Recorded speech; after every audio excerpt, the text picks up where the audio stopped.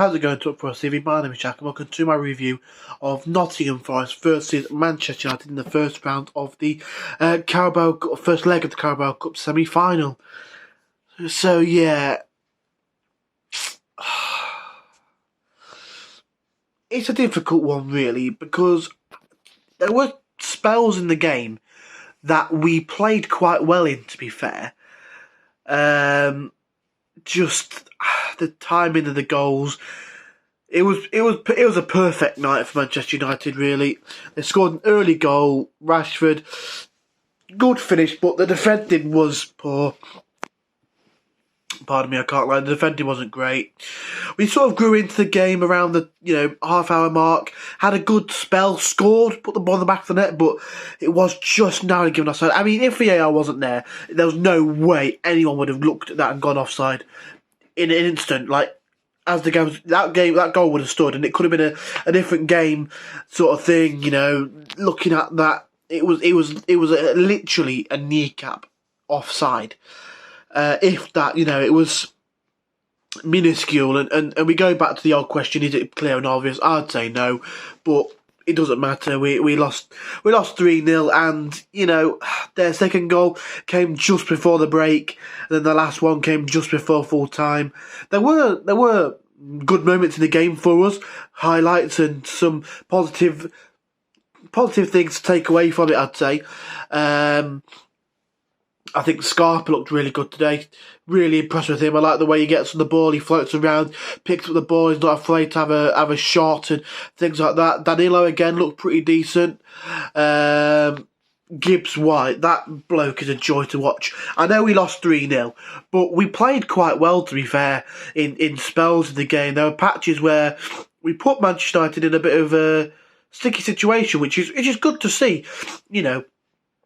I was never really going into this tie thinking or expecting we would win. I was hoping we would. I didn't think we would, and unfortunately we haven't won the first leg. Second leg still to come, and okay, we're 3-0 down. Do I think we'll go to Old Trafford and score 3? No, but we're still in it. We still have a game to play, and you never know what might happen. So I'm not saying we're out yet. We're almost out, but I've been talking to some of my friends in the group chat. None of them support Forest. A couple support Newcastle and things like that. Chelsea, Liverpool, Leeds. And one of my friends, a Newcastle fan, he was saying that Forest coming up and staying up, first season staying up and getting to a cup semi-final is a massive achievement. I mean, you look at the start of the season, 4 or 5 games in, it was looking like it was curtains for the season, for Cooper and everything. It was not good at all. We really struggled at the start of the season. And to be in a position now where we're 13th place, 4 points off the drop zone, and in a League Cup semi-final, whether we win it or not is huge. And he's right, to be fair. It's a massive achievement if we stay up. If we, I don't see us really going through now in the cup, but to get to this point is a massive step in the right direction for us, and a very good league campaign so far in terms of where we want to be. I think if we can replicate what we saw in the first half, but improve on that, then we'll look back on this season as a massive success. And like I say, we weren't going into this tie thinking we'd win, expecting to win. It would have been a bonus if we won. It was almost kind of a free hit, if you will. We didn't want to lose by too much or put in a bad performance enough to really knock the morale. And I don't think we have. I think there's definitely periods in the game. Johnson was getting in behind, just struggled to find the finish. Gibbs White was looking really good, getting on the ball. Scarpa looked quite good, and one thing and another. So there were definite positives. There were some negatives. I don't really like to dwell on negatives, but I'm just going to touch on them slightly here. I don't think this was by any stretch of the imagination Sergio Aurier's best game in a Forest shirt. He wasn't great today. Some of the decisions he made in terms of not tracking back or not sort of getting the ball away when he had the opportunity and things, it wasn't his best game, unfortunately, and I think he would know that, and he didn't have the best game against Bournemouth either, so hopefully it's not the sign of things to come, and he could find his feet. We actually have a week off until the next game we play against Man United in the Cup, because obviously we're out of the FA Cup, so, hopefully it's not a sort of a sign of things to come, and he can sort of move on from that, which would be nice for him to get back to that form which we saw him have in the past couple of weeks, which, he's been really, really good, and I really hope that he can continue to get back to that. So, hopefully we can really see that today, moving forward. Sorry, not today. Today we saw him not play very well. Worrell for the first goal could have done better. I love Joe Worrell. He's one of my favourite players at the club. I loved him for a good couple of seasons now. He's one of our own. He's a captain of the club now. I love him, but I just think he could maybe have done better for that Rashford goal. It wasn't great from him, unfortunately. So, that's something for him to work on. And he struggled a bit towards the start of the season.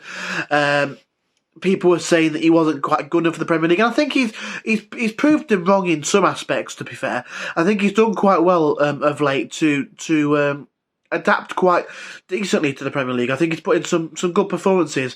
But tonight, in terms of that goal for Rashford, it was probably on him a little bit, and that wasn't great. But other than that, I think he was all right tonight. To be fair. A player that we bought on that a lot of Forest fans are getting on his back, so I don't want to get on his back too much, but I've got to say it. Emmanuel Dennis I don't know what it is.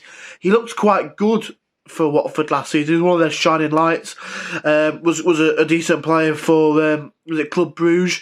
I think he scored in the Champions League against Real Madrid, if I remember rightly. I might be remembering that wrong, but I'm pretty sure that happened. I don't know.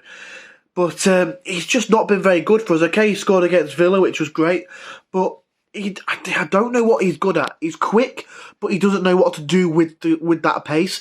Like, he's quick, but he loses the ball so much, like so many times.